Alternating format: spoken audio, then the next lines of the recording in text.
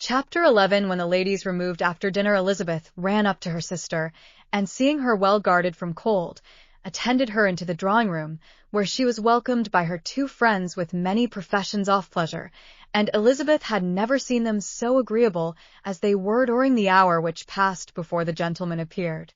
Their powers of conversation were considerable. They could describe an entertainment with accuracy, relate an anecdote with humor, and laugh at their acquaintance with spirit. But when the gentlemen entered, Jane was no longer the first object. Miss Bingley's eyes were instantly turned towards Darcy, and she had something to say to him before he had advanced many steps. He addressed himself directly to Miss Bennet with a polite congratulation. Mr. Hurst also made her a slight bow, and said he was very glad, but diffuseness and warmth remained for Bingley's salutation. He was full of joy and attention. The first half-hour was spent in piling up the fire, lest she should suffer from the change of room, and she removed, at his desire, to the other side of the fireplace, that she might be farther from the door.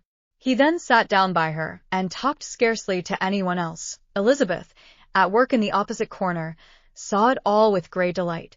When tea was over, Mr. Hurst reminded his sister-in-law of the card table, but in vain.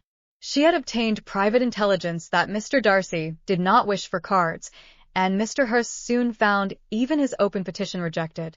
She assured him that no one intended to play, and the silence of the whole party on the subject seemed to justify her. Mr. Hurst had, therefore, nothing to do but to stretch himself on one of the sofas and go to sleep. Darcy took up a book.